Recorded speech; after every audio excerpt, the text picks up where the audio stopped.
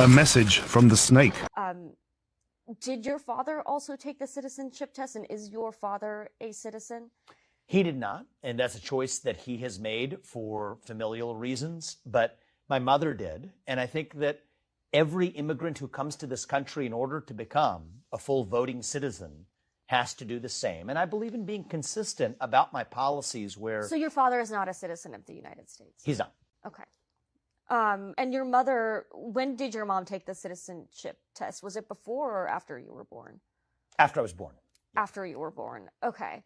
After years of being in this, following the legal process of becoming a naturalized citizen, she followed it through the legal process.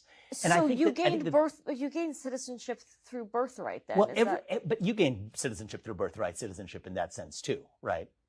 I mean, every American, so what? One of the biggest arguments by proponents of legal immigration is that once an immigrant gets citizenship, their incentive structures change, and their interests surrounding immigration more naturally align with the native populace. A huge influx of foreign workers is just as much of a threat to the economic security of somebody who got their paperwork yesterday as it is to the people whose families have lived in the country for hundreds of years, in theory. And yes, this is the incentive structure as it would appear in economic theory, but there's a problem with this theory as it collides with reality, and that reality is that people's subjective perception of their interests don't change based on whatever paperwork so happens to be in their possession. In-group preference or ethnic solidarity can and does oftentimes exist, and it exists to such a great extent as to be a significant piece of many countries' foreign policy. From India, for example, Narendra Modi advocates for Indian citizens of Britain and the USA to be ambassadors of their original homeland, India. He would not promote this policy unless he thought that many Indian expats still had ethnic solidarity, regardless of whether they so happen to be US citizens and not technically Indian citizens. In a very meaningful way, meaningful enough for Modi's policy on the matter, their ethnicity as Indians informs their attitudes and actions. Blood, after all, is thicker than water, and it's certainly thicker than a piece of paper. I can't talk about every single Indian or every single circumstance, but I can talk about one very prominent Indian man and his approach to one issue: Indian immigration. Vivek Ramaswamy thinks Indian migrants are good for America, and he offers one chief argument how. He explains, the reason top tech companies often hire foreign-born and first-generation engineers over Native Americans isn't because of an innate American IQ deficiency, a lazy and wrong explanation. According to Vivek's implication, Indians may have higher IQs, but that's not the root issue. But just to be clear, his implication is not borne out by the evidence. Until this tweet, I'm not aware of anybody who's been saying that Americans are lower IQ than Indians, but since Vivek brought it up, we might as well just say the Indian average IQ is measured to be 82 to 92, while the US average IQ is 98. If we break it down by demographics, Black Americans are 85 to 90, Hispanics are 88 to 93, and whites are 100 to 105. I'm not a big lover personally of the IQ thing for a myriad of reasons, but if Vivek wants to talk about IQ, we should talk about IQ. And of course, he's not talking about IQ as a general matter, he's talking about IQ high enough to be preferable to top tech companies, the ones who would theoretically support the next advancement in technology. That would be more likely from Indians, so the argument, or at least the implication, goes. Even this, again, is not borne out by the evidence, taking just white Americans, which I feel pretty safe to say are the primary targets of Vivek's tweet, and pitting them against Indians. There are about 222 million white Americans, 8 million of whom have an IQ of 130 or over, and only 0.28 million reach that standard from India, a country of 1.4 billion, at least as it relates to the issue of H-1Bs or immigration policy. Vivek's argument can't be talking about Indian Americans like himself having higher IQs. Indian Americans don't need H-1B visas or immigration, so whatever whatever IQ advantage they hold wouldn't affect this issue one way or the other. If they affected it at all, Indian Americans having higher IQs would actually support the argument to limit H-1Bs, not expand them, because the root question isn't really Indians versus whites so much as it is about Americans versus Indian immigrants. Note that Vivek would presume ethnic solidarity here rather than national solidarity,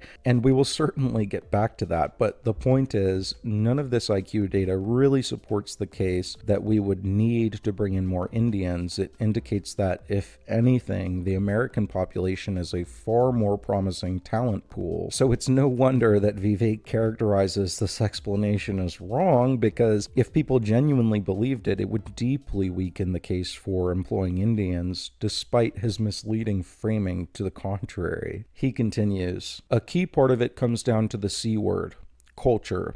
Tough questions demand tough answers, and if we're really serious about fixing the problem, we have to confront the truth. Our American culture has venerated mediocrity over excellence for way too long, at least since the 90s and likely longer. This doesn't start in college, it starts young. More math tutoring, fewer sleepovers, more weekend science competitions, fewer Saturday morning cartoons, more books, less TV, more creating, less chillin', more extracurriculars, less hanging out at the mall. Most normal American parents look skeptically at those kinds of parents. More normal American kids view those kinds of kids with scorn. Normalcy doesn't cut it in a hyper-competitive global market for technical talent. And if we pretend like it does, we'll have our asses handed to us by China. This can be our Sputnik moment. We've awakened from slumber before, and we can do it again. A culture that once again prioritizes achievement over normalcy, excellence over mediocrity, nerdiness over conformity, hard work over laziness. That's the world we have cut out for us, rather than wallowing in victimhood and just wishing or legislating alternative hiring practices into existence. I'm confident we can do it. And once you get the revenge of the nerds taste out of your mouth, Vivek's point about white American culture, well, a generalization, rings fairly true to me. I'm a white American, and my parents kept their standards relatively high, but they were much more concerned with my character as a whole than whether I was getting A's or winning piano recitals. So yeah, I suppose white Americans could perhaps push their kids a little harder academically, and I'll give him that. But my question is, what does this have to do with the H-1B visa program? Insofar as this cultural question is relevant at all, it has to be relevant to a policy position. The premise of the America First movement, of which Vivek is a part, is that the American people's interests ought to be the primary concern of the U.S. government. Some people may say the objective is the economic growth of the United States. I air that argument in this book. And I think that that's insufficient, personally. Personally, I think the United States is more than just an economic zone. It is a country. It is a nation bound together by civic ideals. I think we need to screen not just for immigrants who are going to make economic contributions, but those who speak our language, those who are able to assimilate, and those who share those civic ideals and know the U.S. history even better than the average U.S. citizen who's here.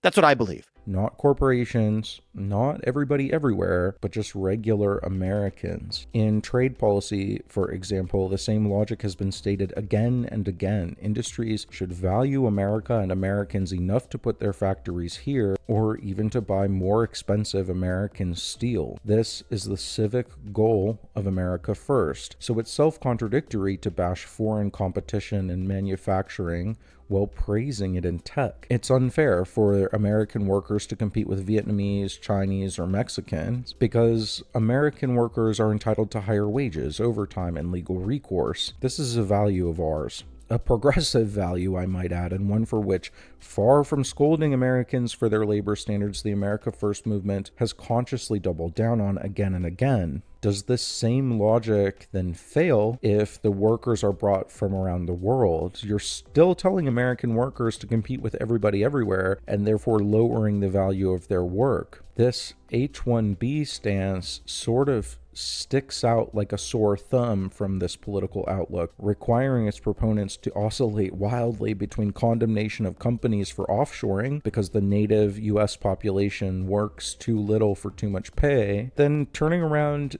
and saying that H-1B applicants from foreign countries are necessary because the native U.S. population works too little for too much pay. This is self-contradictory, and usually when something is self-contradictory, it means there's something going on unstated under the argument. Creating policy in the interests of certain persons, as distinct and preferable from the interests of foreign persons, is the working idea of any national government, and it's an idea which Vivek grasps very well when it comes to other potential immigrant groups.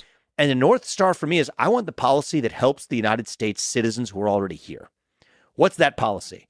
Clearly, that's going to be a policy that includes a large number of deportations. So what's so different about Indians? Are Indians actually that much better than Americans at, for example, software engineering? Is an engineer from Georgia Tech really that much less competitive than an engineer from IIT Bombay? For context, MIT is rated first globally, while IIT Bombay was rated by the QS World University Rankings of 2024 as the best in India, but 149th globally under U.S. schools like Boston University, NYU, Northwestern, UCLA, University of Michigan, Ann Arbor, and more. The majority of these student bodies are not nationally Indian. So if the question was competence, there should be no question as to which group is more likely to produce more competent software engineers. It's not like Indians have this secret special sauce inaccessible to the native U.S. population, and if anything, the reverse is true if the rankings are to be believed. Even if we give Vivek his steel man, presuming in absence of evidence that these Indians do in fact provide a level of skill that U.S. persons could not provide to scale, H-1Bs should only be acceptable as a stopgap until the U.S. can catch up. We have an example of how this is handled in an actual real-life scenario with TSMC,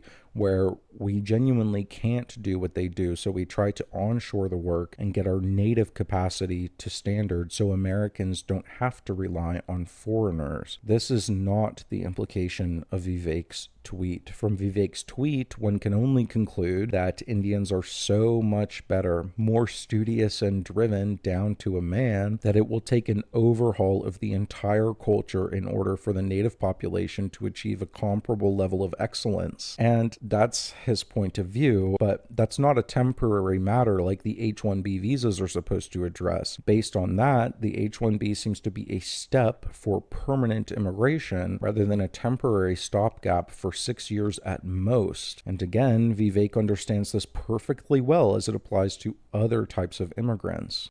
I don't blame the individual Haitians who came here. I'm not saying that they're bad people, because in that particular case, those weren't even people who broke the law in coming here. They came as part of a program called temporary protective status. Now, the operative word there is the first one, temporary. There have been all kinds of lawsuits for people who even 8, 10, 12, 14 years after the earthquake in Haiti, where many of them came, when they're going to be removed, there are allegations of racial discrimination or otherwise. No, temporary protective status means it's temporary, and we're not abandoning the rule of law when we send them back. We're abandoning the rule of law when we let them stay. Just like Jesse Jackson for Black people or Jorge Ramos for Latinos. This style of ethnic self-promotion is so toxic to the idea of America as a multi-ethnic project. Multi-ethnic nations are not easy to maintain, and it's essential that there's as little suspicion of favoritism as possible, a flaw for which, of course, Indians are notorious. If Vivek is any indication of the norm, Indians are culturally more comfortable with in-group preference than most Americans fully understand. And of course, dissimilar does not necessarily mean bad, but it is worth considering when we talk about immigration policy. Vivek, again, understands this perfectly well when it comes to other ethnicities. For example, the safe third country principle, which states that refugees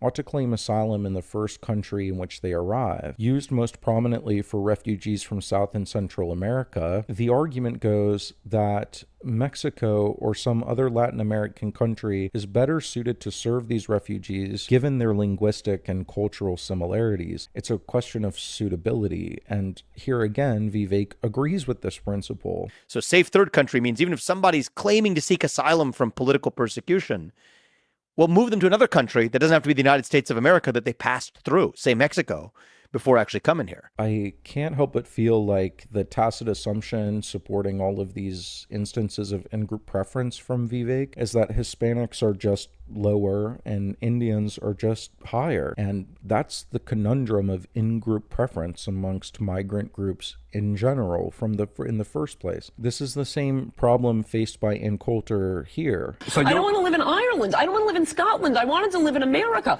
Why don't liberals? Why do you think that the Mexicans who fled here want to recreate Mexico here? No, it helps your power because your media desirability goes up a lot, but you're not speaking for the immigrants who came here from Mexico. They left Mexico. Which she then applied to Vivek's ethnic group here. Oh, and I agreed with many, many things you said during, in fact, probably more than most other candidates when you were running for president, but I still would not have voted for you because you're an Indian. And I'll be honest, I thought she was being harsh at the time, but Vivek did an excellent job of validating her assumption. Of course they see America as inherently an idea which they can enter and enjoy without considering how suspicious that might seem to a native person, a highly convenient premise for their ambition of acceptance in America, but one which they would never accept for their own homeland. And with the convenient escape hatch of racism, they've never even been seriously challenged to explore this objection until Anne challenged Vivek. But unfortunately, far from trying to minimize or assuage this concern or even address it in any satisfying way, Vivek seems all too eager to prove its legitimacy at every turn. For Vivek, America is an idea, perhaps even an idea which needs some tweaks to be made more Indian. But when it comes to Hispanics, suddenly America is a people again, threatened by this flood of migrants. I struggle to see how this is not the grab bag mentality so characteristic of the challenges in U.S. immigration policy, because the whole idea of a robust legal immigration system is that legal immigrants are those which would want to be in the U.S. and love it for what it is. They want to make themselves a part of it and not change it to be more like the country they left. That seems like the opposite of what Vivek is doing. He isn't even advocating for H-1B. He's advocating for unlimited immigration from India. Seriously, he's advocating to remove the cap from H-1Bs and then treat H-1Bs like a pathway to citizenship. This is a violation of the intent of the visa, and it's a violation for which he says, you're welcome, just like every second generation Mexican does because they brought America a chili pepper or whatever. Of course he thinks his ethnic group gives America something absolutely indispensable. It did, after all, give America him.